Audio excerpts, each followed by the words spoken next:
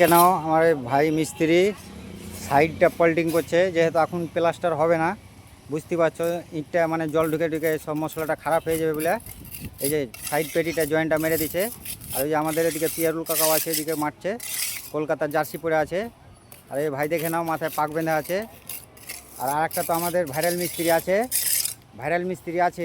তো ভাইরাল মিস্ত্রিকে দেখাচ্ছি, দেখে নাও ওই যে হাত দিয়ে করছে, কত মানে পরিশ্রম করছে বুঝতে পারছো।